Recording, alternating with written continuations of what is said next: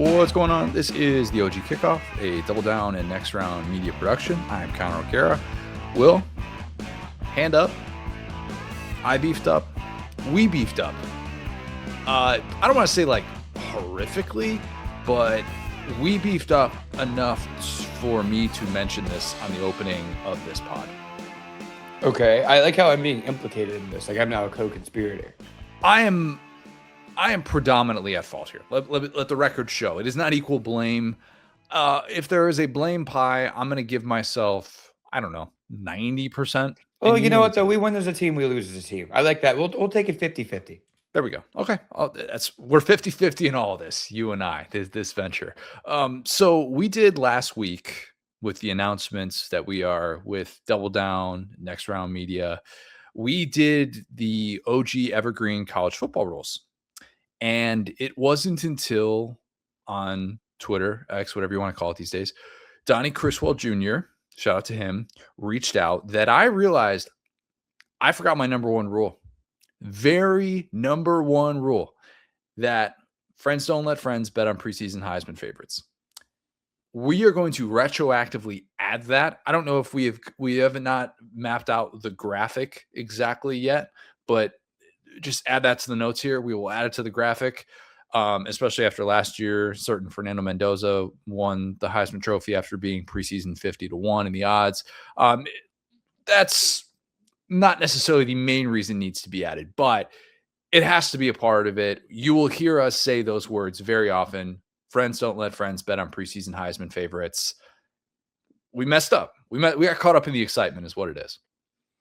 Yeah, absolutely. And, yeah, we kind of talked about it. It's fitting that we just did that Auburn team. We talked about the Indiana team. Just kind of goes to show that, like, the things we think in the preseason, they're rational at the time. But when you look back and, again, you see Mendoza just trucking somebody and, like, holding up the trophy, it's like, we were wrong once again.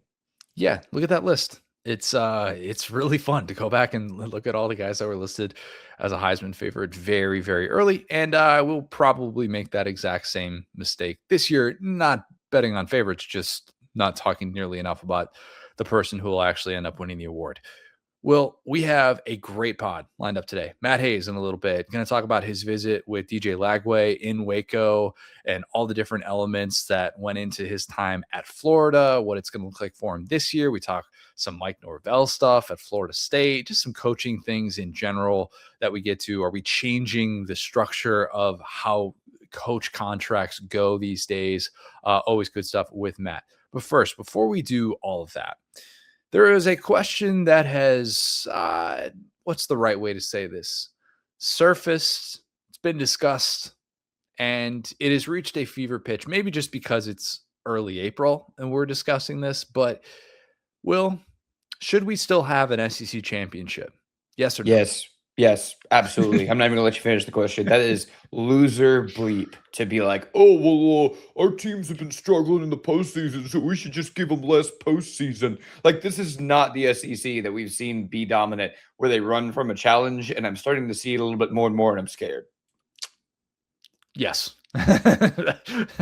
Pot over. That's all we need to discuss, right? Like, SEC championship, it should still exist. So you probably know what I'm referencing. Last week, Alabama AD Greg Byrne, he told Blake Toppmeyer at USA Today that the ship has sailed and that the SEC championship has run its course. That's a lot of air quotes.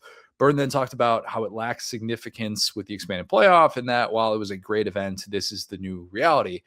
I'm not going to fault Greg Byrne for acknowledging that anytime the postseason changes, everything else needs to be viewed through a critical lens. I get that. You should indeed base your decisions on the postseason. And Alabama built its entire non-conference scheduling philosophy under Saban with the postseason in mind. That is something they've always done. The goal became for Bama, no more home and homes. Let's do our neutral site thing. We're going to get the bigger paycheck, fewer uncontrolled variables to worry about. Not going to have to deal with the hostile atmospheres. We're going to be just fine. The move paid off. And never did Alabama's non-conference scheduling prove to be a hindrance to its postseason chances. Last year, many wondered if Alabama's feat of reaching the SEC championship would prove to be a hindrance of its postseason chances. That didn't happen. Even in a game in which Alabama was earmuff at Kalen DeBoer, completely blown out by Georgia, non-competitive, it still managed to get a spot in the college football playoff, and it did not get passed up by those idle teams. The selection committee respected the conference title game in the SEC and treated it as an opportunity to help one's resume and not hurt it. If Alabama had been left out of the playoff after playing in the SEC championship, getting blown out by Georgia, Greg Byrne would have had an abolish the SEC championship tattoo on his forehead back in December. All right. So, like, this is that would have, you would have heard very loud and clear about that. Okay. That didn't happen, though. That did not happen at all. What did happen was Alabama blew an opportunity to potentially earn a round one bye because, in case you forgot, that was available for Alabama going into the SEC championship. And then Kalen DeBoer ends up getting a platform to speak at the podium after getting blown out about how healthy his team was going to be if, it just got this spot in the college football playoff. It did show against Oklahoma. It was a healthier team. Came back, won that game, and then the same Alabama team that we saw get waxed by Georgia got waxed by Indiana in the Rose Bowl. You know how that all played out. So why is Greg Byrne saying this now? And does he have a point? That's the question that we need to ask here today and dig into. Really quick, I am with you, and that's what's so shocking here is that Alabama did play FSU, and they got embarrassed worse than we could have imagined. They did play in the SEC championship, and they got embarrassed worse than we couldn't have imagined. And none of it mattered. They still got in. So, like, I am even more against the SEC coaches over the last couple of years with the expanded playoff that have said, well, we just won't play out of conference games. Or we just got to eliminate the SEC championship. When it's shown that the only thing these things can do is help you. I mean, if you handle business, right? Like, if you have a resume that you would consider to be competitive, like Alabama did, I just don't understand how a game where, to your point, if Alabama wins the game, it helps them tremendously.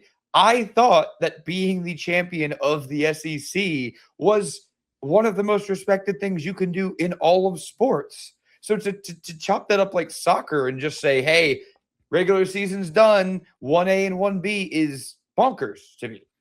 Will, you forgot the part where Texas lost to Ohio State in non-conference play. And it hurt Texas the same amount that it would have helped Texas. At least that's what we were led to believe. Like, same exact scale. Totally. That's how that works. No, it's not. And I agree with you 100%. The messenger is key with this. It really is. If a playoff bound Georgia or Alabama fan tells me that they don't care about winning the SEC championship, I'll say, you know what? Yeah, I get it. Totally get it. You've won all of them in the 2020s. In fact, you've won all but one of them in the playoff era. Shout out 2019 LSU. For a brief period of time, Kirby Smart had a real cloud hanging over him that was the SEC championship. And yes, he won it back in 2017, but for a bit, it was kind of like, dang, he lost this in 2021 when he's got this historically great defense. He's got to kind of get over this hurdle a little bit. And then in 22, he ends up, of course, winning. And then, we find out that he's going to win 3 in 4 years. So, like, this plays out the way that it does, and you're kind of led to believe, all right, well, for Georgia, it's different now. It's definitely different. And, I think that if you are Georgia AD Josh Brooks, you're allowed to come out and say, you know what, the SEC championship doesn't really move the needle for us. If Josh Brooks wants to come out and say that as he's looking exactly like the long lost brother of Ted Cruz, nobody's going to fault him for that. Same breed of human. It's weird. Stay it's woke, weird. people. They're among us. Dude, I'll just say it. For Georgia and Alabama, winning the SEC championship does not change how anybody thinks of them. And I do think that Kalen DeBoer winning an SEC title would matter a lot to him in the conference that people are like, hey, he's not from here. He's the outsider. He's the Yankee. Like, if he's the last one standing and getting the confetti falling on him, I think in that moment, that means a lot for him. Does it change probably how people feel about him and what is very much like a national championship or bust job that he signed up for? No, probably not. But still, there is significance to it. Okay. Again, though, the messenger is very, very important. The messenger in 2024 was Lane Kiffin. Lane Kiffin talked about how there are teams who don't want to play in the SEC championship because, they fear it's going to cost them a shot at the playoff. there's all this injury risk, and blah, blah, blah, blah, blah. Kiffin has not proven to be right. He's not. And the question is if Greg Byrne will be proven to be right. I tend to think right now, at this juncture where we sit here on April 6th, the year of our Lord 2026, that he is more wrong than right. And here's why. Okay. If the SEC championship just didn't happen in 2026, let's say that Greg Sankey's like, you know what? You make some really good points. Let's just do away with it this year. Let's just let everybody else fight amongst each other. And you know what? We're just going to sit back during conference championship weekend and we're going to chill. Suddenly, the SEC is loaded with these idle teams. History shows us that idle is not a good place to be going into conference championship weekend. History also shows us that idle teams have a harder chance of producing the Heisman Trophy winner, but that's not really what this is all about. This is about teams with bigger aspirations feeling like a conference title game doesn't define their season, and they would like to either conserve energy or just be able to move all of their chips forward to the playoff and not pretend like that is the end-all be-all to win the SEC championship. Even Texas AD Chris Del Conte said in February, why have a conference championship game? I'll tell you why. It ain't just about the money, though you could argue that at a time in which schools are actively searching for all these alternate revenue sources, not because they're so desperate and hard up for money, but basically just because they want to keep spending the same way that they've been spending and they want to find different ways to be able to allow them to do that. That's what this is really about. But for the sake of this argument, I don't really care about money. Okay. I'm not even saying that, oh, you have to do it because it lines your pockets. We can't forget that for the non-Alabamas and non-Georgias of the world, winning the SEC and having a tangible accomplishment, I think that's what you would call it, that should still matter. You could add all the teams you want to the college football playoff. Winning the SEC just doesn't matter anymore? What are we doing? We've lost our way if that is a real legitimate thought for everyone. Again, Alabama, Georgia, you guys are in a different spot, okay? You just are. But as playoff focused as we are, nothing is guaranteed when that tournament starts. And winning certain things in the regular season should still matter, even if we continue to tell people the regular season matters less. The SEC championship and all conference championships are acknowledging a regular season feat in a sport that is doing everything in its power to limit the significance of the regular season, put all the emphasis on the playoff. Well, imagine if Texas A&M last year had won an SEC championship. There's plenty I can imagine about Texas A&M last year. Think about it. Think about it, though. Texas A&M beats Texas, goes 12-0 in the regular season, beats Georgia in the SEC championship. Georgia fans, I'm not saying that would happen. This is a hypothetical. You don't even want that title, all right? Just relax. Let A&M have this. And then still been one and done in the playoff. Let's say that scenario had played out for A&M. Completely different feeling of that season. Completely different. And you could say, well, it's just because they beat a rival Texas to be able to get there. Yeah, but we're talking about where you would have gone had you won that game. And I think that there is still great pride and great value in that. And imagine this year, if Ole Miss, not sure if you heard, pretty eventful offseason. Not sure if you heard, Ole Miss never been to an SEC championship. Imagine if they got there this year and won, and the confetti is falling. It's getting stuck in Pete Golding's curly hair. And he's looking out and going, how do you like me now? Toby Keith comes on. I'm just saying, it would have to. God, it would have to. They have Justin Herbert would be envious of this level of if man. And it's like, well, what if A&M beat their rival and then they won the SEC? Well, then they wouldn't be A&M. No, but like you're actually right, and it kind of goes to show like how strange it was that we ended up with these two teams again in the SEC championship, because for most of the season, the talk of the SEC was A&M, Ole Miss. Obviously, the Georgia lost to Ole Miss, but it was still seen as a big moment for an Ole Miss team that had, beaten Georgia the year before, stayed competitive. One half of the ball for Ole Miss kind of gave it up. I won't say which half, but that being said, like it really felt like a stepping stone moment. And so it's weird that we're viewing it after this and acting like, oh, of course, this is how it happened. Of course, this is, Georgia, Alabama, ho-hum. Where to your point, I think that both of these ADs, hopefully, should value this. And let me talk about Josh Brooks for a second. How many times do you think we have uttered the name Josh Brooks on this podcast?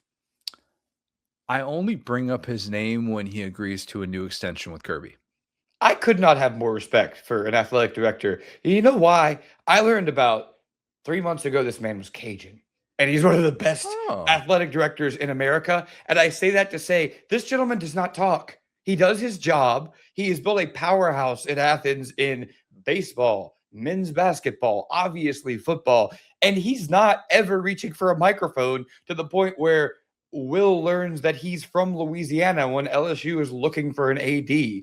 And so he would never say that. You know why? At Georgia, so far, the standard has been the standard. There has not been these whiny quotes that we've seen from other ADs about the system. Kirby at times has had a little bit of that, but I would argue that, even if, and something we haven't talked about yet, and I don't mean to derail it, but, the injury risk is something that Georgia should be front and center. Having, the Beck injury in last year's SEC championship game and acting like they could be losers and act like, well, that's what cost us the season. We should just take this game off the book. No one has more of a case than Georgia, who has won this game twice in a row and then been one and done and had a hurt quarterback to say, oh, well, there are too many miles on our guys. But they're not doing that because they're winners. And there's a different, we should be clear here. There is a difference in fans saying that versus team AD administration saying that. Fans. And that's why this is news. Exactly. It's one side of the aisle, but it's not the Georgia side. And I just want to compliment them. Yes, I think there's something to be said for it. And if they say it in the future, I'm not going to sit here and fault them for it because they've got bigger things that they've, been trying to obtain. And when you're trying to become the team of the decade, yeah, maybe the SEC championship isn't what it once was. But think about this.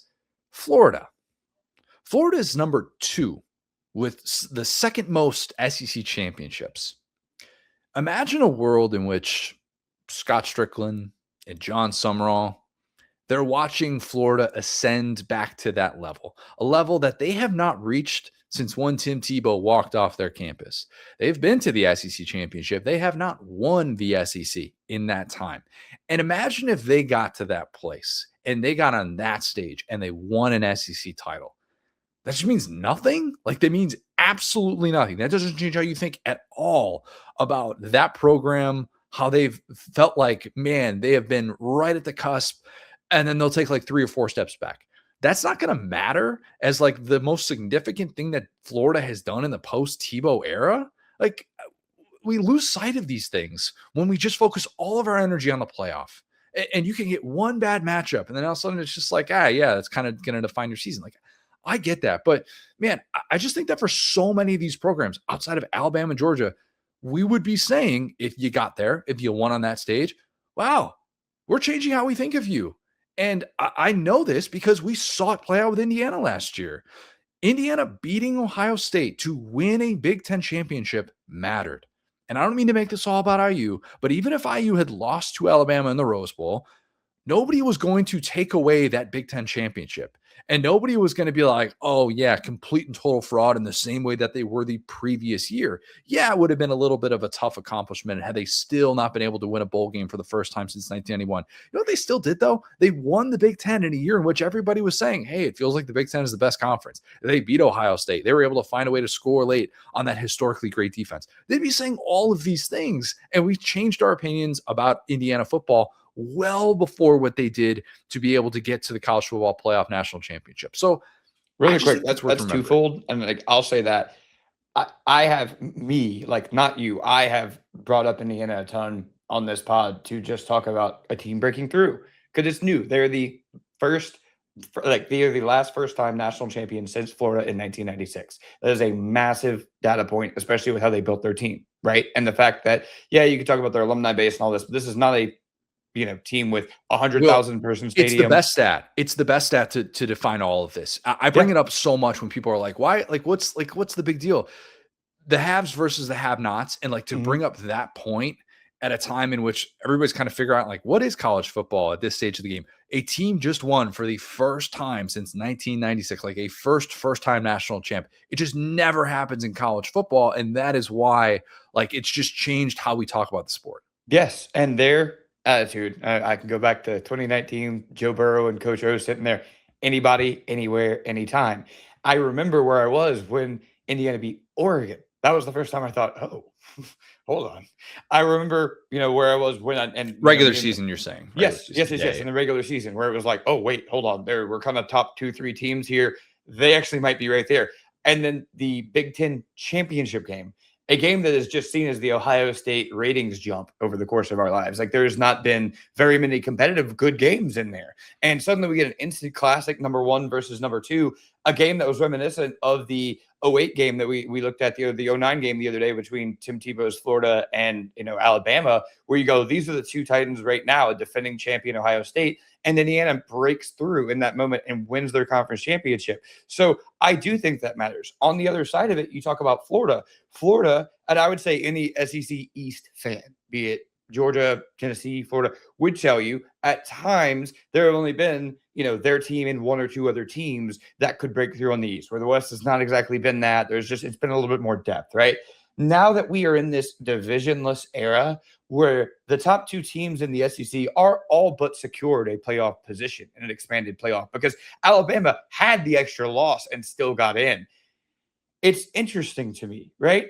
Like that part of it matters because with Florida, you could go, oh, a couple of these weird ones, 2016, 2020, whatever it would be, they kind of had gotten around some other teams. But if you, as John Summerall, make the modern SEC championship, you are some freaking body. And you are looking across at maybe a Georgia, maybe Alabama, Texas, whoever it would be. And you're going, if I beat this team, I'm the best team in the SEC, not just because of these weird divisions, but because of an aggregate, which we already have in the regular season. And look, it's not to say that it's the end all be all in the way that it once was. I just think the juice is worth the squeeze. I really do. And those are the moments to me that keep me coming back in this sport. And you could make the case. History says that the SEC does not produce those moments on that stage. Like it's all the data points are there.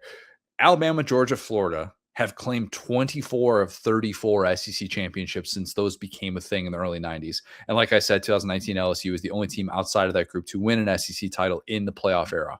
Only 5 SEC schools have won a conference title in the 21st century. That's not a lot at all. I mean, you add Auburn to that group. That's why this feels like those teams are perhaps, I don't want to say fatigued with it, but like run its course, but we are also really quick, like even Brian Kelly's first year beating Alabama and getting stomped out by Georgia was really nice. I hate to say it like that, but it was like, hey, Brian Kelly, he's never played he's played for a conference championship in the COVID season. Asterisk. It's like, wait, no, like we do kind of belong here. And it made Jaden Daniels feel like a real primetime player and springboarded the next season they had. So I don't think, as an LSU fan, I'm certainly not fatigued. Yeah, like, aren't we also getting to a time in which everyone is saying the talent is being spread out more? The elite teams have less depth. Shouldn't this be celebrated? Shouldn't this be something that we're actually holding on to? If we expand to 16 or even 24, God, I really hope we don't go to 24.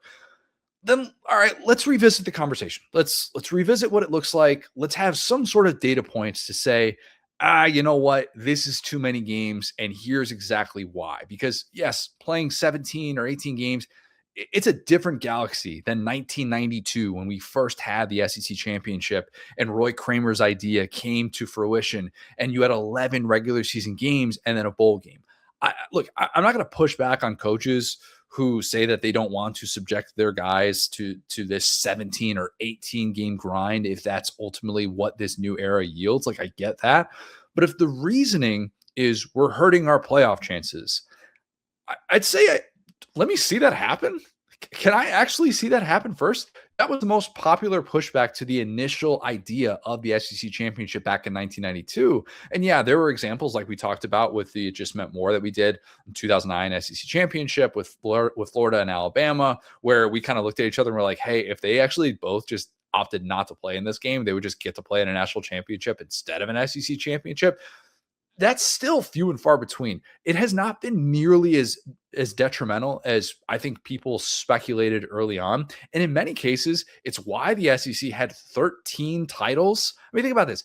The SEC had 13 titles in 17 years, where hey, the winner of this game is going to be able to play in a national championship, right? Like, well, actually, you know what? No, that's wrong. That's wrong. The SEC won 13 of 17 national championships, and it had 1 year, right? 2014 Alabama was the only time from 2006 to 2022 in which the conference champ did not play for a national title.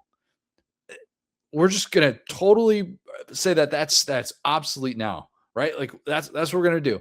And meanwhile, go back to that 2014 Alabama team, the conference championship less Big 12 watched Ohio State dominate Wisconsin in the Big 10 championship, and then everybody was up in arms when Ohio State made this loud statement, and the Big 12 was just at home sitting on their hands and like kind of looking around, go, well, this isn't fair. Well, this is what you signed up for. Okay. If the SEC wants to be the first power conference to get rid of its conference title game, I think it'd be making a mistake. I really do. See how that works out during Selection Sunday. See what Greg Sankey has to talk about on Selection Sunday if you're all of a sudden idle and everybody else is still playing these conference title games, because as of right now, that's what they're all scheduled to do. See how all of this looks, though, when you actually have some sample size before speculating and then having to go back and reverse course or do something like that. Okay. Like, to me, this move would be made out of paranoia. You mentioned it. Like, it would be made out of paranoia more than anything else. And I think it would I think it would really do more harm than good for the SEC in this current iteration of the playoff, which is still at 12 teams. Even if we get an expanded 16 team playoff from 12 as soon as 2027, I don't think that announcement should automatically trigger the cancellation of the SEC championship. And you could tell me, Connor, look, hey, it's a 9-game conference schedule now. You got to remember that. Plus, we've got the SEC championship, plus 4 playoff games. It's just all too much. Do we know that? Or do we just assume that? Do we just set these arbitrary lines and say, you can't cross that? Because go back to 1990. Go back to the year in which I was born and tell people at a time in which you crowned not one, but 2 national champions, Colorado, Georgia Tech, who each won 11 games. Go tell them how many games we're going to be playing in 2026. Tell them one day we would have teams like 2024 Texas who would win 13 games and not even play for a national championship. We adapt.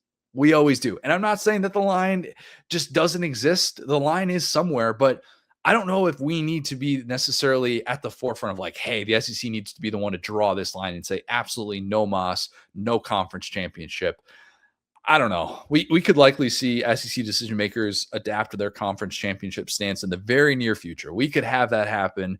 And in all likelihood, an expanded playoff is going to trigger those conversations at the very least. And I'm for having those conversations. But miss me with the notion that we should just get rid of this thing now and that the ship has sailed on the significance of the SEC championship.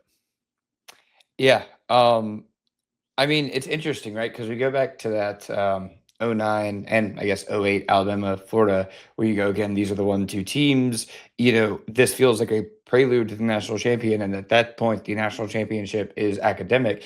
And what's so crazy, man, the Big Ten championship kind of felt like that last year. Like, I remember after I watched Indiana win that game, I didn't pick against them again. Especially, like, I picked them against Alabama when I saw them stomp Alabama. I went, I know what I'm seeing here, right? And so that being said, we don't have to go back that far. It's only to the year that Georgia got left out, 2023, where Alabama had what at the time was an uncharacteristic loss to Michigan.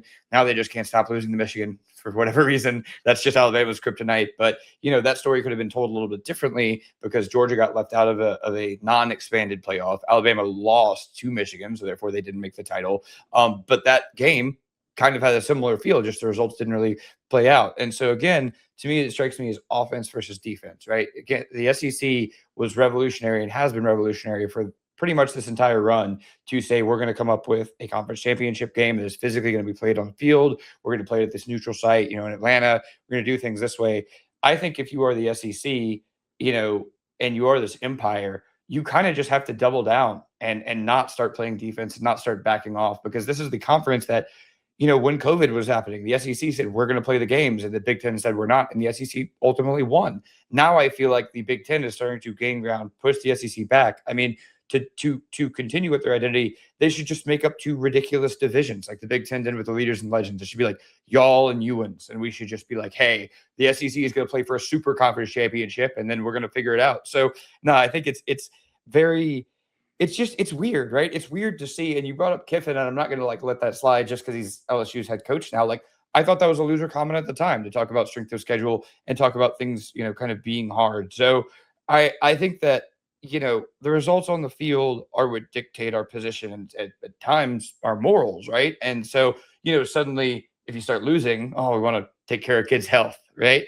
I think that ultimately the goal should be to field the most competitive team that can win a championship. Can you get hurt in a conference championship game? Sure. We've seen it kind of several times. That also hasn't impacted teams. We've seen LSU have a backup quarterback and still win a championship, have a backup quarterback in an SEC championship and still win a national championship. So I think at the end of the day, if you have it within you, you are a champion. You can make it happen. You talked about 2014 Ohio State, same deal, their third string quarterback. And what the SEC should be doing is running towards the fire, not away from the fire, and trying to maneuver things and make them as easy as they can, because that's not how championships are won. It's not how champions think. And I think that ultimately it always costs you in the end when you try to get cute. I agree. And I kind of hate that there are people just kind of nodding along going, yeah, it's probably lost its significance. Like, all right, so just if it's less significant than it once was, that means it has no significance. It needs new blood. I will admit that. After being there last year and seeing, I don't want to say the lack of buildup, but seeing how much all of these conversations were just about Bama and its playoff chances with the eye test and all these things, like it was just about that. It was more about think about if one bounce in the Ole Miss game goes a certain way, that we have a completely different reality because now Ole Miss is going to Atlanta for the first time, or A&M. Oh my God, they couldn't do it with Manziel, but they've done it with Marcel Reed, noted great passer. And so I think that it was just a tired storyline because we had seen Georgia and Bama, even under DeBoer, play so many times, but that doesn't mean that there wasn't a potential. Like I said, that was just such a small, after the FSU game, after the Oklahoma game with Alabama, these odds dropped dramatically, and it really took, ultimately A&M kind of puking on their shoes at the end of the season. But we can't now look back at that and be like, well, that was a boring game in my mind, because it had like a 90% chance of being history setting, right? We talk about hollow seasons. Not all win totals are created equally. Tennessee last year, hollow 8-win season. Given the conversation surrounding Josh Heupel, given the conversation surrounding the program, and kind of the head-scratching offensive future of it, even if you feel like Josh Heupel is still the adult in the room, nothing is hollow if Tennessee wins an SEC title this year. Absolutely nothing. Even if they get blown out in the first round of the playoff, or I guess they would get a first-round bye or something like that. But you mean to tell me that that would just be forgotten? It would lack significance? No, that would matter. It just would. And I don't know. I'm not always of the stance that the purists take when it comes to some of these things, but I just still think that if the SEC wants to have this showcase, a showcase in which Greg Sankey, for whatever reason, the last few years, always is going to get up there and bang his chest as loud as he possibly can. The infamous one of these things is not like the other comments that has kind of gone the wrong way the last few years since that you made those comments. I just think that having that stage and having that platform still benefits you a lot. Like, I don't know. Maybe I'll be in the minority with this. I hope people listening to this aren't just looking at the SEC championship as this, it's like a chore to have to go to it, because it shouldn't be like that. It shouldn't. And if it is, I would love to go. I'll watch Mizzou and Auburn. I don't care. And I think when you said hollow season, I started laughing because I thought you were about to talk about A&M, but Tennessee is a better example for a couple of reasons. We have this past season and we have the previous season where they were not really in striking distance of the SEC championship game, but they did travel to Columbus to get smacked in that game. And now you look at Tennessee and you go, that's kind of 2 back-to-back kind of hollow seasons. And so it's interesting that, you you want as many of these chances to prove that your team and your head coach are real as you can. And an SEC title berth for Tennessee, I think in either of those seasons would have meant the world to them. And if you're going to say it's all playoff, well, again, Tennessee made it last year. A&M made it this year. Do they feel awesome right now? I don't think so. I don't think so either. And it's not to say it's the only thing that matters, but it's still just a prime opportunity. Oregon winning the Big Ten the first year that it's in the conference and doing so in such decisive fashion. James Franklin having another opportunity to blow a big game on national television. Who could forget? Who could forget? And it's part of his undoing in some ways. Getting to the SEC or getting to the Big Ten championship didn't really carry a whole lot of weight for him to be fired at the midway point of the following season. But now, what if he wins that game, though? I bet they hang on a little bit longer. I think that matters. I do. Like, I really do. And for the sake of this discussion, and as someone who, I don't know, just likes the SEC championship and the pageantry that goes into it, what a crazy thought. Bold, really bold. New blood would be a welcome sight. And I was worried I was going to have to convince you on this, like a little peel behind the onion here. Will and I actually didn't talk about where each of us stood on this argument. We just said, let's talk about what Greg Byrne said and let's go from there. I almost initially sent you a text of let's debate what Greg Byrne said. And then I realized, oh, wait, that's going to assume that we're going to be on opposite ends of the spectrum here. We're actually on the same, we're looking at this the same exact way. But yeah, I think it's being debated in those very important meeting rooms. And I get why it is. We have to discuss everything critically, but man, I just think it would lack a lot of historical significance, and it would just spit in the face of historical significance if you made a move this drastic. And I'd say really quick, I guess what is my perspective on this as an LSU fan, right? It is, I could look at these SEC championship appearances really quickly and go, okay, 2007, LSU needed help. Again, they had to win with a backup quarterback. That really helped them. 2011. By the way, stop saying backup quarterback and say Ryan Perrilloux, because any chance to not say Ryan Perrilloux is an opportunity missed. That guy is just at all-time sliding doors, that Ryan Perrilloux, who famously got kicked off the team for smoking weed. Lay off the weed. We could have avoided the most embarrassing LSU season in 2008. Anyway, that's why I don't like to talk about Ryan Perrilloux. I get heated. 2011, Tyrann Mathieu, all-time game, kind of helped his lore and his Heisman, chances, having LSU's offense sputter, and then Tyrann Mathieu on special teams making such a big deal out of that. And then, 2019, again, Joe Burrow having his Heisman moment against Trayvon Walker and all those guys, and showing that even against this great team in Georgia, LSU was a cut above, saying, again, anytime, anywhere, any place. And then again, Brian Kelly even losing the game to be able to say, hey, we're on the same field as Georgia. Hey, maybe we don't know the kickoff return rules, but it matters, and we can win in the transfer portal and building something here after starting with 39 scholarship players. So as a team that is, I would say, tier 2, when you list Alabama and Georgia are 1 and 2 right now as far as SEC championship appearances and kind of the modern era, the playoff era, being one of the LSU, Auburn kind of right there. Each of those chances has been so great to me, even though, remember we, had with tailgating with Perry, got to go in that game. And I went with my buddies and we lost and it was awesome, and I didn't care that cost us a chance at a championship of a 14 playoff because I thought we're not good enough. That's fine. We're not good enough. Georgia's a better coach team. They have better players. They know the rules and we don't. And I think that was justice. To be fair, it wasn't the kickoff rules. It was, can you return a blocked field goal? Yeah, field goal. Yeah, field goal return rule. Yeah. Return rules in general. Georgia knew them. Yeah, not so much on the side of LSU. All right, let's kick it to our guy, Matt Hayes. Great discussion with him about a lot of DJ Lagway things. And just a little heads up, we get into a couple of subjects with DJ Lagway that I don't think we've really talked about at length on this. So, Matt is someone who did actual original reporting on this story. It's very good. Everybody should go check it out on USA Today. And it's really interesting having now looking back on this situation at Florida. So talk about that, talk about Mike Norvell at Florida State and a couple of other things. So here's our guy, Matt Hayes.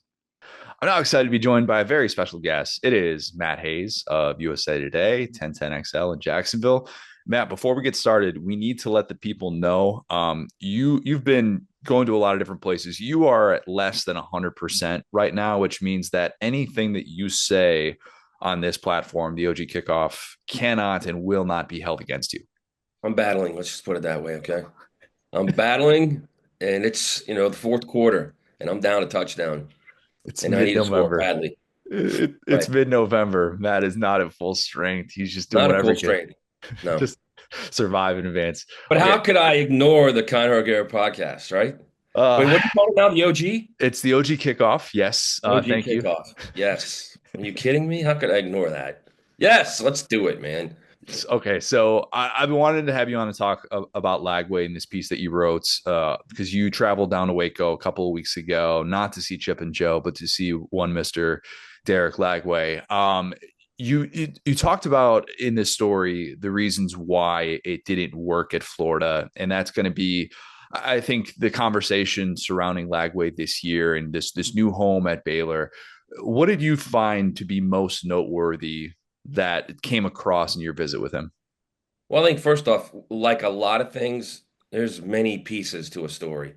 And there's a lot of it just didn't work. To a lot of stories you go do, and you go really start digging deep into them. A critical factor to a lot of them is it just didn't work. I think that's part of this.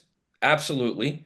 I think the loss factor is the idea that DJ Lagway as a freshman was just this guy that was winging it on ability, talent, and ability alone. The dude is uber talented.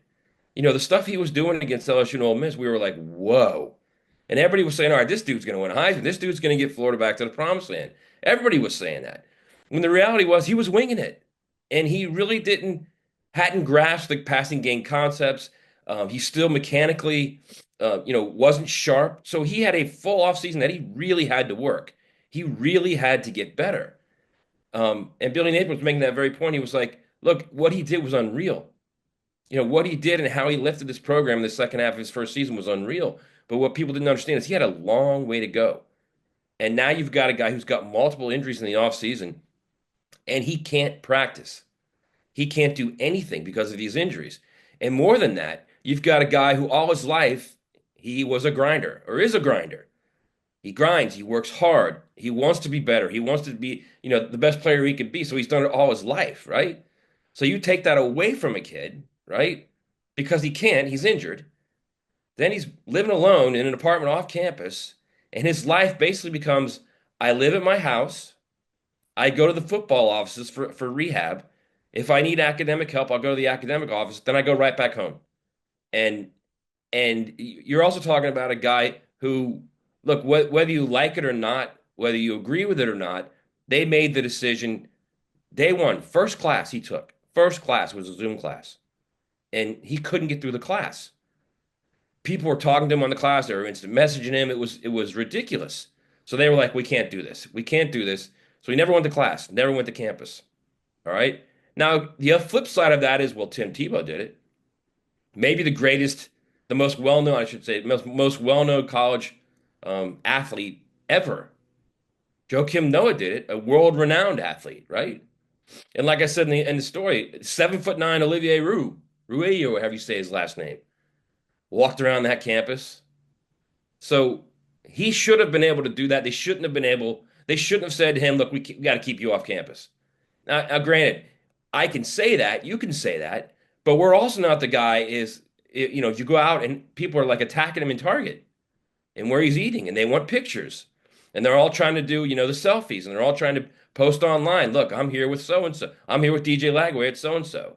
So there were mistakes made. There's no doubt about it. But I think the biggest thing that people don't really understand is he went from the time he got off the field against the Tulane game in the bowl game, which was December 19, I think is what it was, 2024. And you could see in that game he was worn down. He threw for 300 yards. That was an ugly game, a really, really ugly game. He looked worn down. So he went from December 19 till week one game week before throwing 11 on 11. Legit 11 on 11. Here we go. Team period stuff. He didn't work out. I mean, he worked out. He didn't throw like he should have. You can toss, you can throw on the sideline. He kept telling me there's a difference between throwing and 11 on 11, a big difference. And there's only so much you can do mentally, the quote unquote mental reps. Remember Butch Jones with that? He's getting mental reps. There's only so much you can do with that. So here he is, a kid who goes now, 10 months before actually facing 11 on 11. And then he goes into the season and he's expected to be the same guy he was when he was winging it against LSU and Ole Miss. And it just doesn't happen like that because for those 10 months he was missing Connor, all those SEC DCs and the Miami DC were all going after him. The USF DC, they were all going after him, breaking him down. And that's why those things happen. That's why he led the country in interceptions. That's why he didn't play at an elite level because he hadn't prepared. The best quote was Billy, and I can't remember the quote, where Billy Napier said he had an offseason of huge expectations with no preparation. And you can't do that. You really can't. And you're right. I mean, there's a lot of layers to this thing. The part about the online only classes, I think the difference between like a Tebow and a Joakim Noah and Joe Burrow very famously, like, he's like, I didn't go to school at LSU. Like, you take online classes and stuff, but those guys are all 21. Dealing with it as an 18-year-old is different. And if you get the sense that the savior of your program is having this off-field issue that could impact his on-field performance, then you're going to be overcautious with that. And I think Florida was maybe a bit overcautious in that. Instead of letting him have like the feel of the campus, something that everybody talks about at Florida is such an important part of like why you go there. And instead of kind of embracing all of these elements and just kind of smiling and rolling with it and learning how to be QB1 in that fishbowl, it almost took him away from it. And so, yes, we have hindsight to be able to say it didn't work, but you're right. I mean, the injuries are certainly a part of it. I saw you say on your show that Billy Napier truly believed, like, if Lagway had just been healthy, that it just changes everything and the plan kind of comes together. But I tend to push back on Napier's stance because it ignores the play calling aspect, the unwillingness to like dig into like outside Charlie West Jr.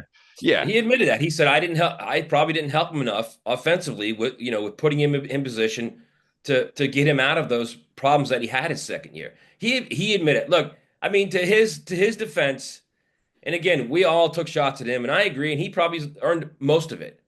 To his defense, he tried to hire an OC in his second season. He tried to get Charlie Weiss Jr., and Charlie Weiss Jr. said no.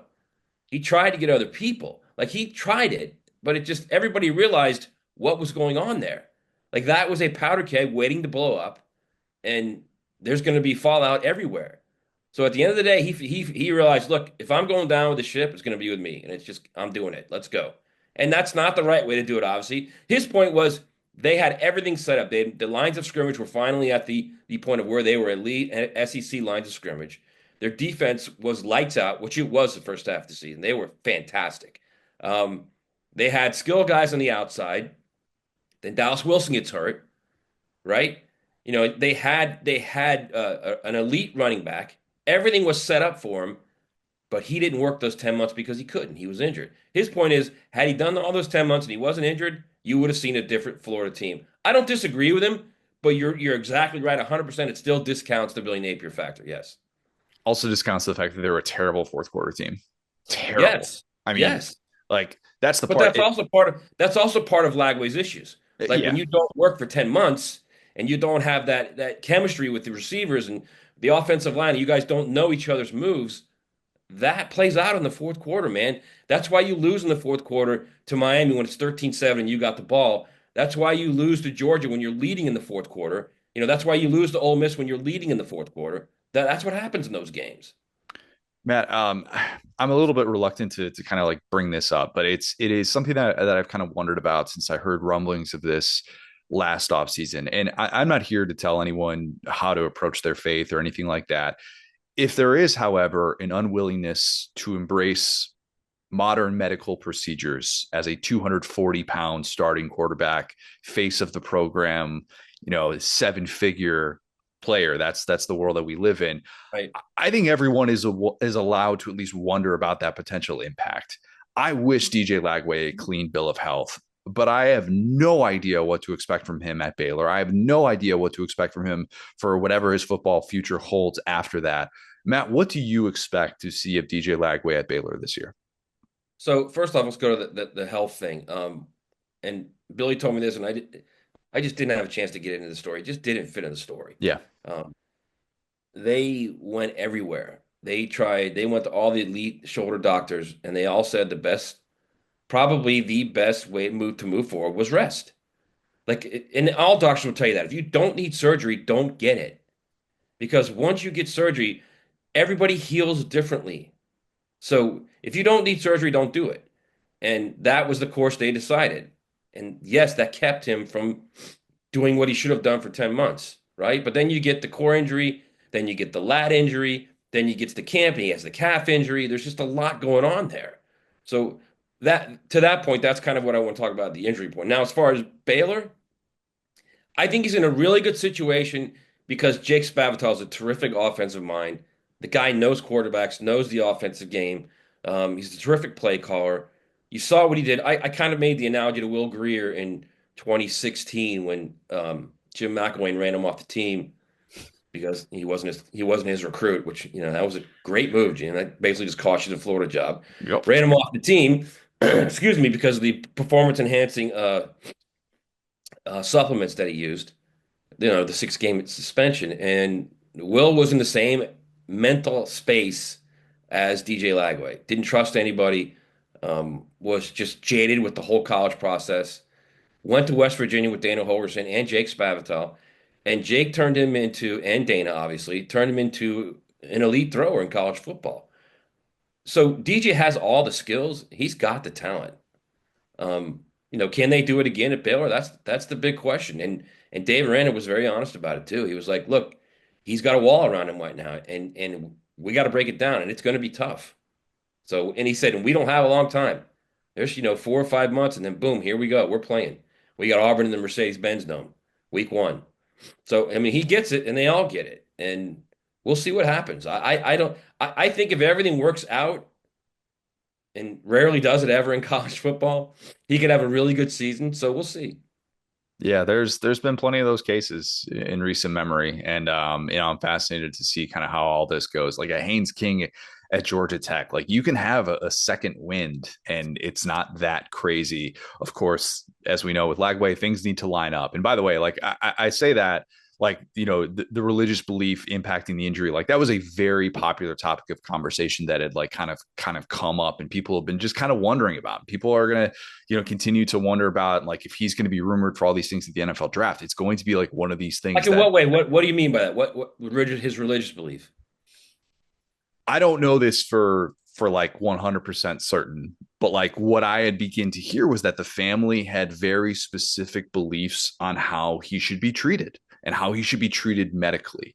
And if I'm not saying that 100% is the case, but if that is the case, then that's something that if you are making him the face of your program, if you are saying, hey, you're like, we want to be able to run you, we want to be able to do these things with you, right, you have to like consider he might have a different recovery time than a lot of these other guys. And if I don't know if that's going to be the case moving forward. If that is the case, as some have speculated behind the scenes, then that is something that needs to be discussed, because it's just different than those who are also in that same exact place.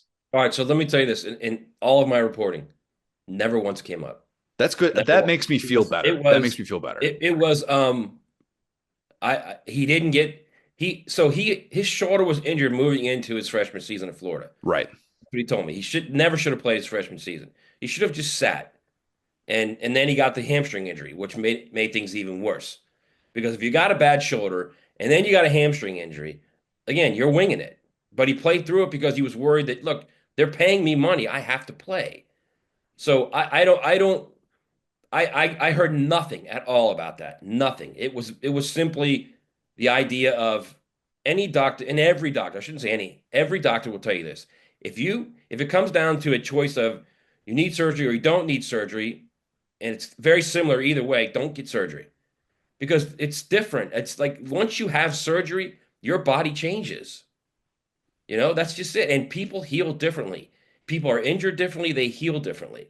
And if you can do it, if you can be a guy who can do it just strictly on rehab, do the rehab. And that was their thought process. And again, Florida, Billy told me the straight blank. We went to every specialist, the best shoulder specialists, and they all said rehab and rest. Everybody wishes we could just go back and replay the first 2 years of Lagway's career. But I mean, I'm sure he does too, man. Yeah, definitely. A place where he could have ended up, Florida State, is firmly in college football hell. and they couldn't pay the nearly $64 million buyout that it would have been after 2024 with the 2-win season. Right. Would have been what, $54 million to pay that buyout after last year, plus all the money for the staff and everything, which would have been $72 million we're talking about. This program is not flush with cash in the way that a lot of traditional powers are. And I remember you telling me, I think it was around like November when I went on with you in Jacksonville about how like I just don't think that they're going to be willing to cut that check just yet. Like there's not enough momentum. Can you kind of break down that dynamic of what you know and what would actually yield that type of momentum to be able to pay this? Because yes, there is the offset language in the contract, but like Right. unlike James Franklin, I don't know that you can bank on another power conference opening being filled by Right. Mike Norvell to take care of a lot of that offset money. Take care of some of it. Yeah, right, right. I think it was, when you're 2-10, I think it was a combination of things. It was, well, we don't have 64 million. That's number one. They're going through the stadium renovation. They're going through building the football facility. They don't have $64 million. And they don't have somebody that can just write a check, right? They don't have like this huge booster that'll walk up and say, okay, here you go. They don't have a T Boone Pickens, may he rest in peace, or a Cody Campbell that'll say, all right, here's 64 million, go. So, and I think that was half of it. The other half was, all right, they just had an unbeaten season. And with a healthy quarterback, they might have won the national title literally a year earlier. So you have to I think you have to look at it through that lens and at least give him that next year. So then the next year comes around, you're not that much better. And then you start to think, all right, well, we don't have 54 million either, right? We're still in the red on a lot of stuff on this campus. And then you look at the other side and you're like, you're falling behind, right? There are coaches out there that you could get. I think that if they could have gotten Lane Kiffin, they probably would have done it somehow. But I didn't think they could have gotten Lane Kiffin. But I'll tell you this, if they go 6-6 again or 5-7, they'll come up with that 44 million. Because then they'll go get Charlie Weiss Jr. They'll hire him. That's what they'll do. And that's a smart move. That's a very smart move. Okay, we'll only have to pay Charlie Weiss Jr. about 7 million, 8 million, right? You pay him 8 million over 6 years. So that's 48 plus 44. And if my University of Florida math is correct, you're at 92 million there. And then you're going to buy out the staff, right? Which is probably going to push you to that'll push you to 100 million. Then you got to get him staff, which will probably push you to 100 and I don't know, 20 million, right? Then you got to promise him, because Charlie Weiss is not leaving LSU unless FSU says, we're going to promise you this with NIL. And by NIL, I mean all of NIL. I don't mean just rev share. I mean the private NIL that no one likes to talk about, okay? So until you get that promise, then you're talking about 140, 150, right? Because right now it takes a legit 40 to 50 million to compete at a championship level where they want to compete annually. So now you're looking, that's $150 million deal to fire him. You lay it out all like that. Not only that, and 20 to 25 to 30 million of it is annually. You got to keep doing it with private NIL. I like that So it's direction. a lot of money. It's a lot of money. But if you're at the point where we're losing ground here, man, we are losing ground and we're falling further behind. Then you say, all right, then we have to make a decision. And I don't know where they get the money from. Who knows? But if you can get it, then you get it. You let them go. Momentum is It's a lot of money, thing. bro. 44 mil is a lot of money. Yeah. And I look, the crazy thing is in all of this, Mike Norvell is brilliant by all accounts. Like everybody that I've ever talked to about Mike Norvell says this guy knows what he's doing. He's a really impressive person, which makes some of the in-game decisions maddening. It makes some of the play calling shortcomings maddening. And it makes you think, man, like maybe this guy just isn't right place, right time. And for a brief moment, it felt like he was. And if they have another one of those 6-6 seasons, I think going to someone like Charlie Weiss Jr., even though it is another up and coming offensive play caller, it would make the most sense of the foreseeable future moves that FSU can make, knowing how expensive it's going to be. But yeah. So I'm going to tell you the difference between Mike Norvell and Charlie Weiss Jr., okay? Mike Norvell got to Florida State. Jordan Travis was there. All right? His decisions after Jordan Travis were DJU, who clearly was not a guy, okay? Clearly after that Clemson fiasco was not a guy. And then Thomas Castellanos, who got benched at Boston College. Those were his decisions to pull himself out of the fire. Okay? Think about that. True. Now, and compare that to Charlie Weiss Jr., who, oh, by the way, found Trinidad Chambliss, developed him, and then look what happened. By the end of the year, he was the best player in the SEC. So yeah, I think you at some point you also have to say, if you're a head coach or you got a head coach, and if he's not a defensive guy and he's not a clear CEO defense guy that knows who to hire offensively, you've got to get a coach that knows offense and can recruit a quarterback, right? This game is all about that position, man. And if you get it wrong at that position, you're going to get fired quickly. Quickly. Yeah. Only so many Jared verses you can go pluck from Albany. Yeah, I mean, and they got hot. And I mean, let's face it, Jordan Travis was elite, bro. Love Jordan Travis. He may not be an NFL quarterback, but as far as college quarterbacks, wow. I mean, just wow. And I keep saying this, and everybody laughs at me when I say this. He doesn't get hurt, I think they can win the national title. I really do. We'll see. Well, now we'll see. That's what I'm going to say. They were really good that year, man. Really good. They were really good. I think everybody gets caught up on the 63-3 to Georgia when 30 of their players weren't even on the squad. Yeah, it's fair. It's not even the same team, and it's not to say I think it would have happened. That would have been a really fascinating game, though. A really fascinating championship game. Hell, that game. Yes. Yeah. God, yes. Yeah. Okay. I'll get you out of here on this one. I always like to give you one to think about. Maybe it turns into a column. Maybe it turns into an entire segment on your show. I think Joey McGuire at Texas Tech is on perhaps the best contract in the sport. Just got this extension. He's still not even making $7 million per season. It's backloaded. He will eventually probably, but that's in a conference in which he dominated, like absolutely dominated last year. And you look around and you're like, wait, Sonny Dykes, he's still making more. Deion's making more at Colorado. I mean, Alex Golesh, who is just starting off at Auburn. I love Alex Golesh, but like he's making more. Wait, say that again? Your doppelganger. He and Liam. Alex is kind of your doppelganger. Liam Cohen is your doppelganger. 100%. Yeah, same breed of human. A little bit. The facial hair is kind of similar. Kind of get the same similar hair. He's more red hair, Alex, than you. Yeah. He's more full on ginger. Like if he shaved his beard, he's still a ginger. Where if I shave my beard, I am not the ginger. That's the point. But look, that the worst things to be called. I think you look at those contracts and you're like, wow, but Joey McGuire is making out very well. Yeah. I like to do the 10 worst contracts in college football. That is something that we will be doing on the OG Kickoff very, very soon. Mike Norvell, Matt Rule, Dabo, your boy Lincoln Riley. they're all going to be, I say your boy tongue in cheek. I know he's not actually your boy. They're all fierce competitors in that argument. Who else needs to be considered in part of this conversation? I like Lincoln too, but I think Lincoln's a great coach. It's just not working at USC. That's all. It's just not working there. So I see these things, and these are all decisions, man. These are all legit decisions by people in charge, be it an AD, be it a general manager, be it a university president. Typically, it's the AD that goes to the university president and says, we need to do this, and then the university president, for the most part, will sign off, okay? Some of them are very active in sports, and they say, no, we can't pay this, or let's pay this, or we got to do this.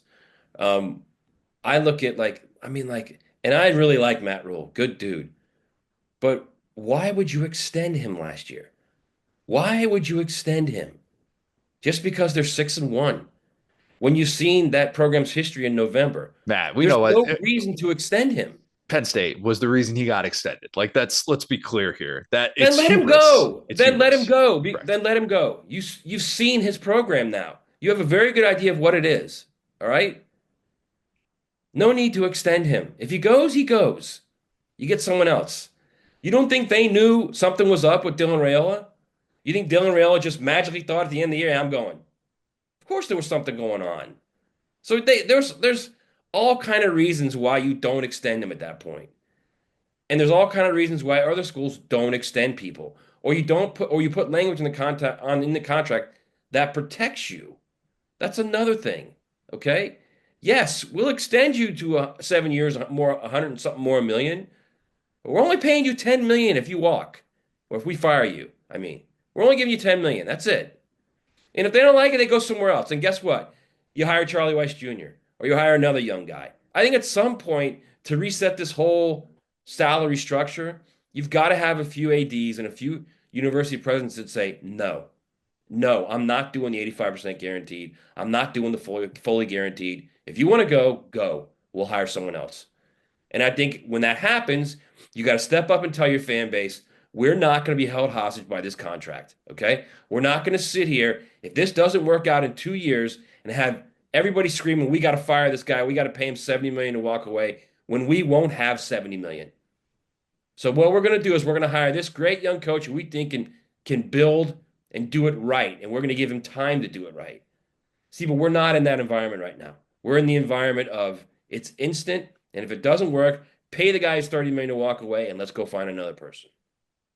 The offset language part of it has kind of become more, I think, prevalent, but it's also still really volatile. It is. And I think that there is this assumption, and this is part of where this hubris that ultimately athletic directors have when making these decisions. They think, okay, well, we have the fully guaranteed contract, but there is offset language to where, if we fire them and they get hired by somewhere else, like James Franklin, Virginia Tech situation, then we're going to be on the hook for much, much less of this money. And when you're making this deal at the time, you have this assumption as an AD, well, surely I'm not the only person in the world who would hire this coach. The problem is that they are not looking into the crystal ball of what are the conversations going to be about this coach if I'm willing to part with this big of a buyout and willing to say, I'm not going to be willing to go ahead and do this. And that's where it kind of gets more complicated, and they have a tough time seeing that through, and why these contracts are still going to be out of whack, even if you tell me that all of these coaches have this offset language, because there's only so many power conference jobs available wherein you can make up some of that money back. And I think it's just going to be something that's talked about more and more. And I think athletic directors are still, for whatever reason, rolling the dice on that. So I think a couple things. It's going to take some really strong personalities to do it. There's no doubt about that. And I get it. If you're a coach, you're trying to make as much money as you can and get as much security as you can. I get all of that, all right? But for the life of me, I have no idea why Jason Kendall stayed at Toledo for so long, because no one would hire that guy. Now he's at UConn, right? So why would you not take a chance on him? Give him a 5-year deal for, 20 million, 4 million a year. If you're a Power 5 school, I mean, 20 million a year, right? You give him a $2 million buyout if it doesn't work and you got to fire him. And all of a sudden he becomes this great coach because he's got all what he has around him now. He's got money, he's got backing, he's got infrastructure, he's got facilities. And now all of a sudden he blows up somewhere. Let's say he blows up, I don't know, let's just say Kentucky. Okay? He blows up and they go 9-3 or 10-2. And you're like, whoa, all right, do we pay him now? Do we pay him again? Or does he go to Georgia, wherever, right? I think those decisions have to be made. And you have to be secure as an AD that I can find somebody. I don't need to overpay, right?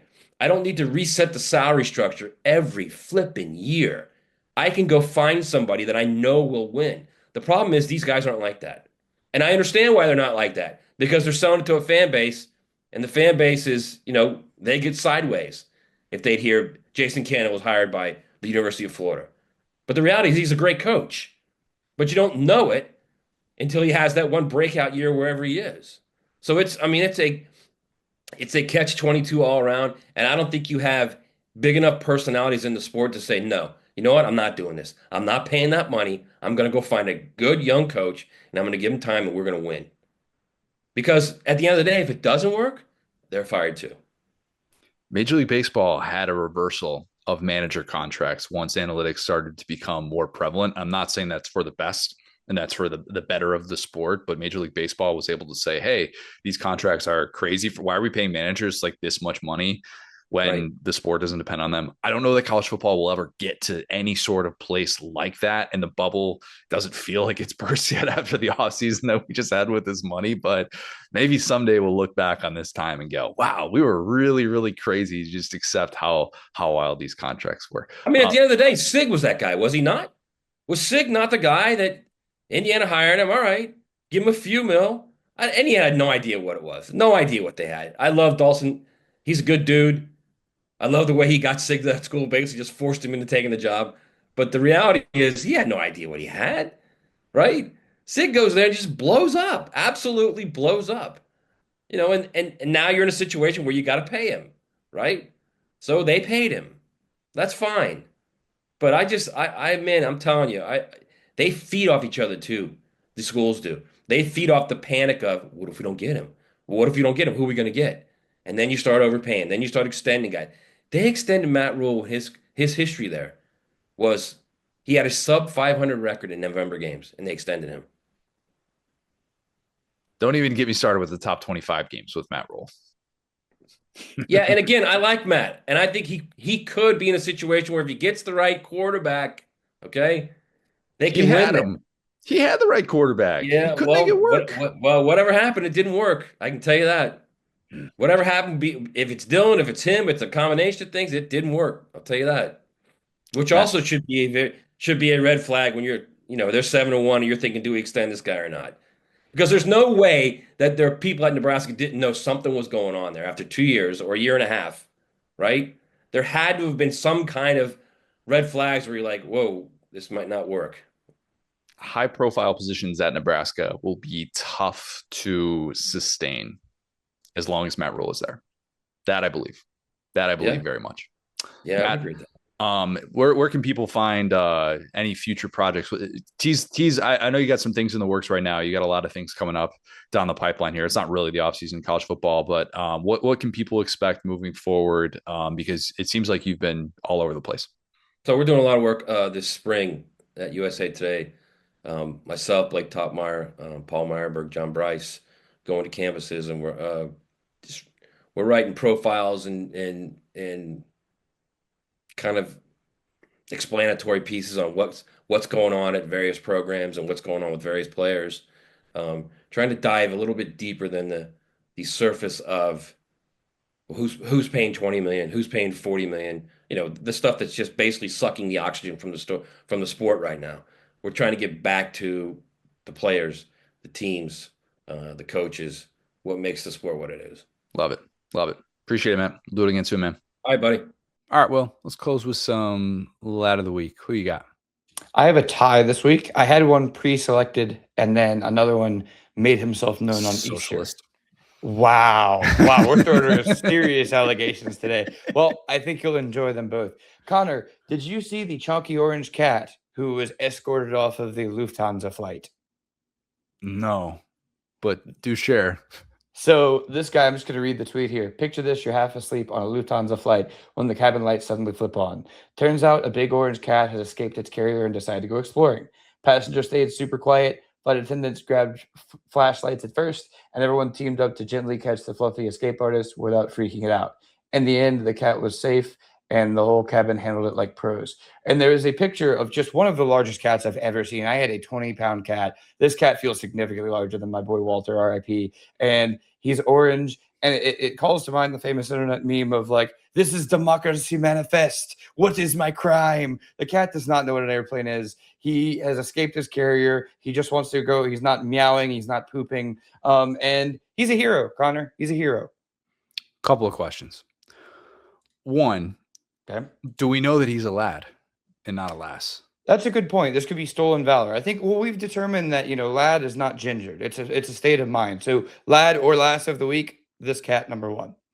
Two, why are all heavyset cats orange? Like the heavyset cat that I have had, Lauren originally purchased 13 years ago, who is heavy and orange. Makes you think. I think the Garfield influence, really matters. Point, this actually looks a lot like Garfield. And again, my boy Walter, gray. So I think that chunky cats, they're a blessing and they should be appreciated. Every time I think of Lufthansa, I think of the Lufthansa heist. Goodfellas, largest heist in U.S. history. At least it was at that point. I haven't been up to date on my heist numbers lately, but I'm pretty sure that one's those heist numbers up, brother. Do we? Let's go knock over a bank. Let's not say we did. There you go. Lad of the week number 2 tied. Like I said, it was locked into my guy, the cat, but I got to give a little hat tip to Cade Arambidi, the catcher for LSU, who over the course of Easter gave me one of the funniest Easters I've ever had in my life. LSU famously just is having a very funny season, very comparable to 08 in football. And they gave up a 5-run, 3-error inning in this game. And I was like, I'm going to turn this game off. It's Easter. I'm going to go hang out with my family. I come back. LSU mounts this insane comeback.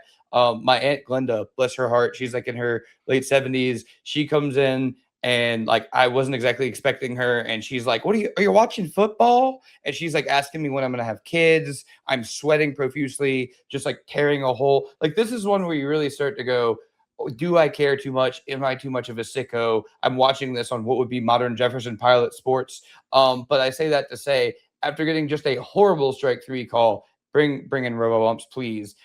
Kate Arambidi broke the LSU record for home runs in a game. He had 5 hits, 4 home runs, 7 RBI, leading me to ask the question, can you run rule a team in extra innings? That's right. LSU was in the 12th inning and scored 10 runs behind a grand slam by Cade Arambidi. Made me feel like I spent my Easter well being a sicko. And like I said, just burning a hole in my parents' floor, pacing back and forth. Had another great time with my mom watching that and talking about strike zones and all kinds of baseball quirks. So shout out to him for saving my Easter.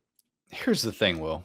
You might indeed be a sicko, but your Aunt Glenda, who can't tell the difference between football and baseball, sure as heck is not going to be the person to tell you that you're a sicko. That's very true. And we love Aunt Glenda. She's very sweet. It was just, she kept saying, well, you're going to have a heart attack. And I'm going, you should see me kill, this is our culture, killing 4 Red Bulls, killing the Celsius on air, screaming at LSU sports. If I'm not doing that, Connor, check on me. If, LSU is a heartbreaking loss and you text me and I'm like, I'm at the pumpkin patch, send help, because that's what I've done my whole life. It's how me and my mom have bonded over time. And so it looks weird to the outsiders, but it's what we do. You know what? She's allowed to have that stance. She is, and you're allowed to have your stance. She's allowed to just drift into the room and not know what sport she's watching or anything, because I don't even know if I'm going to know what planet I'm on by the time I'm that age. So you know what? More power to her. Hope Aunt Glenda is doing well. That's what America's about, brother. It is. I guess it is. I have an obvious one. I'm going Dawn Staley, who is like probably 6-time last of the week. We knew that lad of the week was not going to be Gino Auriemma. I don't have to explain why. Everybody knows. Everybody kind of saw this. That dude, all-time horrible liar. Like, I believe in Tiger awful. Woods before I believe him. Like, that dude, I mean, he lied like 5 times in a row. Brother, 4K cameras. This is a postseason environment. Do these people think we just don't have access to this stuff? It blows me away. It's just the jersey rip thing. Okay, I get it if you don't have any sort of context and you just see that your player's jersey's ripped, you assume that surely someone on South Carolina playing this physical brand of basketball did this to you in this very meaningful, intense Final Four atmosphere. All right, I get it if you're going to assume that. You've been around long enough to have seen that play out. I get it. Just a bit of context, sorry. A UConn player ripped her own jersey. Yes, that's yeah. And like, that's weird. Like, I guess he believed his player. But at the same time, when you get to the point where you're making a graphic, you've had enough time. But yeah, here's the thing. Did his player say that? Did his player lie? Or did he just assume that? And then we get the video afterwards showing, no, like she very much ripped her own jersey because she was kind of struggled to do so. It took her a minute to rip her own jersey. Yeah, but this was a self-induced thing. And then the handshake thing, that apparently he was all upset about this handshake. Buddy, the March Madness account, I'm not saying you should be on Twitter during the games, but the March Madness account had this handshake documented before the game even started. It's okay. Like, if you are going to make all of these claims, buddy, you had better be able to back it up. All you have to say, and he's old enough to know this, is I didn't like how the game was officiated. If you just leave it at that, and then you get everybody kind of in your corner, and instead you made it this personal thing where it looks like Dawn Staley is doing all the things that you did for so long. And I realize UConn won a title last year, and South Carolina did not win a title this year because it lost to an unbelievably good UCLA team. I get all of that. But where are you coming from, man? Like, the apology was weird. Didn't even directly mention Dawn Staley, the person that he's barking at after the game. And for the people that are like, oh, like Dawn became like unhinged in that moment. How do you think she's going to react? How do you think she's going to react in that moment when Gino just completely zags in the post-game handshake, ironically enough, and just goes scorched earth on her? Like, get out of here. Dawn Staley taking the high road in all of this was not necessarily a surprise.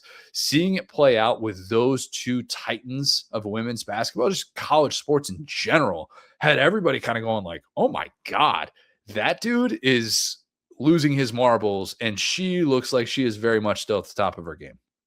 Yeah, I mean, that moment just kind of goes to show that, like, Dawn Staley, for whatever reason you want to fill in the blank here, I'll be the one to say that here, but she's going to be held to a different standard than Gino. And you could Gino say, kept saying that. He's like, if I did the things that she did during the game, like, there's no way I'd be able to get away with it. What do you mean? You're doing psychopath level lying on national TV, and we can all see it. Like, it's not like it's even a good lie. You just are kind of insulting our intelligence by saying we're not going to catch your lie.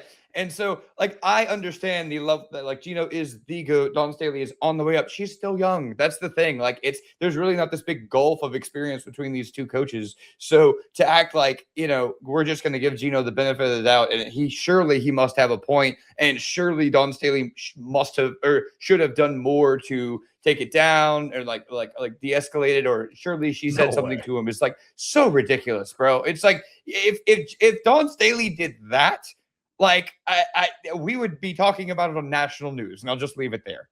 Yeah, you think people would just, oh yeah, no, that's perfectly fine. No, people be crucifying class act. Like, everyone would just come to her defense. No. Dan Wetzel had a really good column about it, and Dan Wetzel is, I think, one of the best columnists just in all sports writing in general. And if even he is like, yeah, Gino, what are you doing? You probably were just a bit out of line with all. And what a performance. I mean, to have South Carolina show up like that against an undefeated UConn team and just dominate the entire time and play their brand of basketball and impose their will on them. It was like, I mean, just leaned on them too. And pretty impressive. I mean, despite the fact that they didn't end up winning the title, of course, but man, just a very noteworthy moment. Like, I'm old enough to remember when we were told the only noteworthy moments that were going to come out of women's basketball were involving Caitlin Clark and Angel Reese, and we've moved past that. So yeah, very entertaining. I really just wanted to make Gino like the dunce of the week. I mean, Dawn, I think Dawn Staley acted very well, and her team like deserves a lot of credit for how she acted in comparison to, Gino. But yeah, just wild, absolutely wild. Real quick, did you see her get asked about a University of Southern California recruit at that same podium? No, I did not see that. Again, the amount of grace over that. Like, a kind of Reddit reporter, it felt like, I'd never want to make this like jump, but it felt like the reporter had an accent. Maybe it wasn't like local. I've seen that in the NBA a couple times where it's like a translation issue. But like during this same like backdrop, reporter asked her about like the number one player in America who was committed to the University of Southern California, and she was just You're saying very carefully University of Southern California. So yeah. With USC. Yeah, because you think, what's having this girl at USC next year going to be? Which insane time to ask the question when you're like in this environment, number one. But number two, not even there at USC. And she was super nice. She was like, that's not actually, she's like, did you read some news? Did she flip? Like, what are you talking about? So yeah, nothing but class out of her. Yeah, we'll expect nothing less. All right. If you have not, please leave us a 5-star review. We are still the OG Kickoff, despite the fact that we have a new partnership. We are still the OG Kickoff on iTunes, wherever you listen to podcasts. Email us. We want emails. We got some really, really good emails that I'd like to be able to share on here very, very soon. The OG Kickoff at gmail.com. If you were at one of these games for It Just Meant More, or if you just want to share a story of how you came across listening to us, anything like that, we would love to be able to hear from you. I really do want to hear what people use as their caffeine source. As a father, I have thought more and more about alternate caffeine sources and would love to hear from you about just that. The initial plan, 1996, Tennessee, Florida. That's the initial plan for It Just Meant More. Subject to change, but that is if we don't do that this week, we will be doing that in the very near future. So be on the lookout for that as well. Please follow us on Twitter at CJoGuerra, at GoSoHard. Thanks, guys. Talk soon.